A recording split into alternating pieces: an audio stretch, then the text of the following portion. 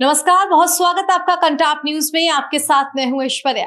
उन तमाम IT professionals को जो अमेरिका जाने का सपना पाले बैठे हैं, उनके लिए बड़ी खुशखबरी है। और अमेरिकी राष्ट्रपति डोनाल्ड ट्रंप और अमेरिका की सरकार के लिए एक बड़ा झटका है। ये खबर H-1B वीजा को लेकर के है। अमेरिका की बॉस्टन कोर्ट ने कड़ी फटकार लगाई है ट्रंप और अमेरिकी सरकार को कि उन्होंने जिस तरह के एडिशनल टैक्सेस, एडिशनल चार्जेस जोड़ दिए थे $1 लाख के, वो कतई काबिले बर्दाश्त नहीं है, वो सिरे से गलत है। इस तरह के टैक्सेस और चार्जेस लगाने का हक राष्ट्रपति या सरकार को नहीं है।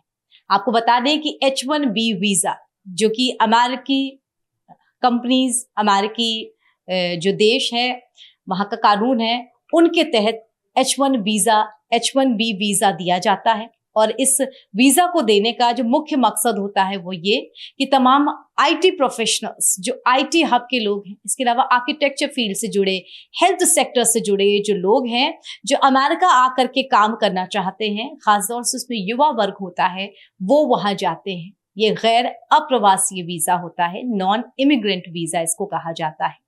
एक बात यह भी कि इस वीजा के लिए अप्लाई करने में सबसे ज्यादा भारतीय ही नंबर 1 पर रहते हैं। करीब 71% भारतीय ही इस वीजा को अप्लाई करते थे।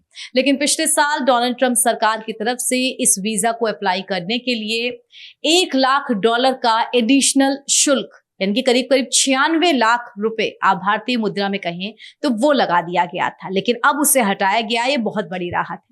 इस पर आज हम चर्चा करेंगे और हमारे साथ हमारी सहयोगी प्रांशी जुड़ी हुई हैं। प्रांशी, बहुत बड़ी खुशखबरी है ये भारतीय आईटी प्रोफेशनल्स के लिए, उन युवाओं के लिए जो अमेरिका जाने का सपना देख रहे थे, वहां करियर बनाने का सपना देख रहे थे। जी मैम, बिल्कुल। जैसा कि आपने कहा कि अमेरिका में पहले ट्रंप की तरफ से ये एक तरीके की फीस, जिसको कह रहे हैं, लगाया गया था, लेकिन अब बॉस्टन कोर्ट ने कह दिया है कि ये फीस नहीं, ये टैक्स था। और कोई भी राष्ट्रपति ऐसा करने में सक्षम नहीं है जब तक संसद में इस पूरे बिल पास नहीं होता है और उस पर मंजूरी नहीं मिल जाती।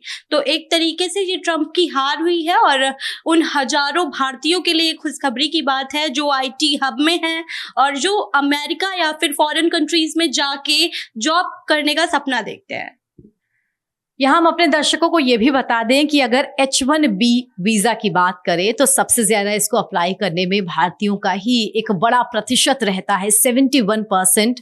और जब से डोनाल्ड ट्रंप ने H-1B वीजा पर बड़े शुल्क की अनाउंसमेंट कर दी थी, तब से भारतीय युवाओं के बीच में, यहाँ टेक कंपनीज के बीच में एक तरह की उपाहो की स्थिति पैदा हो गई थी कि अब हम क्या करेंगे। अमेरिका जाने की अगर 96 लाख रुपए देने होंगे जिस करियर के लिए वो जाते हैं, तो बहुत कमी आई थी। करीब 35% के जो वीजा अप्लाई करने के जो संख्या होती है उसमें कमी आई थी।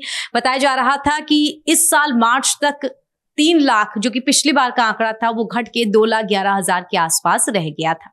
यह भी बता दें कि अमेरिका हर साल 85,000 के आसपास H-1B वीजा जारी करता है, जिन्हें लगभग 3 साल के लिए जारी किया जाता है और आवश्यकता पड़ने पर उन्हें और 3 साल के लिए एक्सटेंड कर दिया जाता है। और इस वीजा के लिए जो तमाम टेक कंपनीज होती हैं वो भी पे करती हैं। यानी कि अमेरिका की अगर कोई टेक कंपनी है और वो भारत से लोगों को ले रही है या दुनिया भर से कहीं भी युवाओं को ले रही है, तो वो उस पे पर वीजा 2,000 से 5,000 रुपए का शुल्क देती है। लेकिन अब अमेरिकी कोर्ट की तरफ से कहा गया है कि जो H-1B वीजा पे तमाम नए नियम कानून थोप दिए गए थे, ये गलत हैं और इनकी वजह से समस्याएं बढ़ रही थी, जो कि नहीं होनी चाहिए थी। प्रांशी, यहाँ ये भी समझने वाली बात है कि अमेरिकी राष्ट्रपति वो अपनी राजनीतिक नीतियों के लिए या फिर अपनी जनता को खुश करने के लिए समय समय पे कुछ भी अनाउंसमेंट कर देते हैं।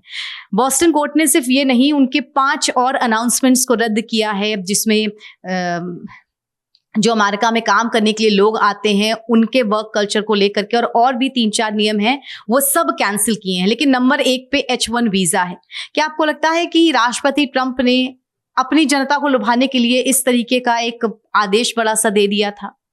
देखिए, अगर अमेरिका की नीति, ट्रंप की नीतियों की बात करें कि उनके लिए उनके राष्ट्र का हित पहले आए, तो ट्रम्प कहीं ना कहीं सही थे। उनका मानना था कि विदेशों से ये जो कंपनीज हैं ये लोगों को बुला लेती हैं और कम पे करती हैं, उनको जो वेज रहता है वो काफ़ी कम रहता है और आसानी से लोग भी मिल जाते हैं। इससे अमेरिका में रह रहे जो सिटीजन्स है उनको नुकसान हो रहा था और उनके लिए रोजगार के जो अवसर है वो कम हो रहे थे। इसीलिए कहीं ना कहीं ट्रम्प का दावा है, उनके प्रशासन की तरफ से कहा गया है, ये फैसला जो था राष्ट्रपति का इस चीज को लेकर लिया गया था।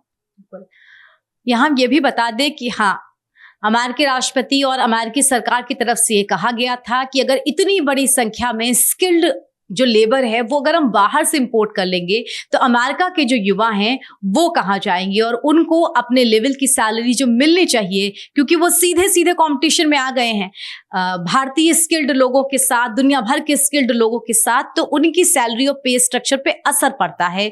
इसलिए ये H1B वीजा पर इस तरीके की पाबंदी जायज है। लेकिन H1B वीजा पर अब अमेरिकी कोर्ट ने जिस तरह का आदेश जारी किया है, लेकिन ट्रम्प सरकार के लिए अभी भी एक ऑप्शन खुला हुआ है कि वो दोबारा कोर्ट में इस अपील को कर सकते हैं और ऊंचे कोर्ट में जा सकते हैं, अपनी बात रख सकते हैं। अब ये देखना होगा कि अगर वो अपना पक्ष आगे रखने की कोशिश करते हैं तो H1B वीजा पर क्या असर पड़ता है। लेकिन अभी साफ तौर पर भारतीयों के लिए ये एक बड़ी खुशखबरी है। फिलहाल हमारी चर्चा में इतना ही, फिर हाजिर होंगे एक नए मुद्दे के साथ, आपके साथ करेंगे बातचीत। फिलहाल इजाजत दीजिए, नमस्कार।